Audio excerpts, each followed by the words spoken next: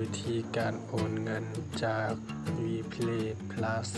ไปยัง Vplay Dollar เนาะสบายดีมื้อนี้จะมาสอนวิธีการ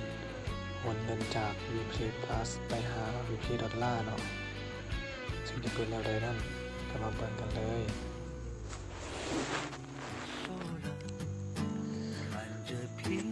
วิธีการโอนเงินจาก Vplay Plus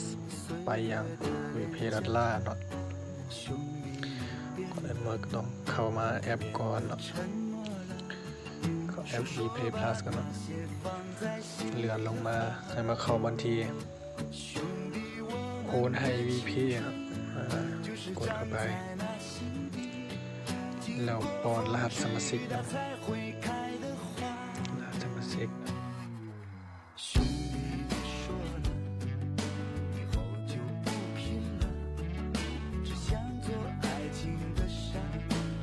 รหัสสมาชิกออกมาแล้วเนาะมันถูกต้องแล้วให้เลือกประเภทพอยต์ปลายทางเนาะที่จะต้องเติมใส่เนาะเอาที่พอยต์เนาะสำหรับเติมเงินเนาะเลือกเข้าไปแล้วจำนวนพอยต์นี่จากพันก็แล้วแต่เนาะ10,000 กีบตัวอย่างเนาะขั้นต่ำเมนอยู่5,000 กีบเนาะสำหรับจำนวนพอยต์ตัวนี้เนาะส่วนคำอธิบายใส่ไปก็ได้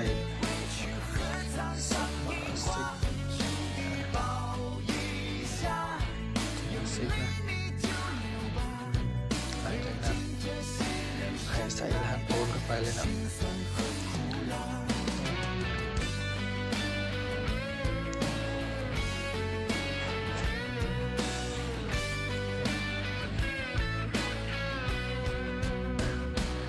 ขณะนี้แล้วให้กดตกลงถือว่าสำเร็จเรียบร้อยแล้วได้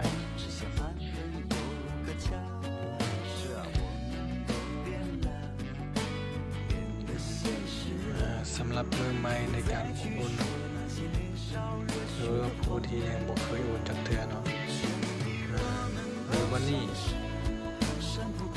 เขาจะต้องได้ตั้งรหัสผ่านกันเนาะตั้งรหัสในการโอนนะหลังจากตั้งแล้วเขาจะโอนได้เนาะถ้าบ่ได้ตั้งเขาบ่สามารถที่จะโอนได้เนาะส่วนข้อมูลตอนนี้แม่นทุกคนจะต้องได้ใส่เนาะครบถ้วนมันมีความ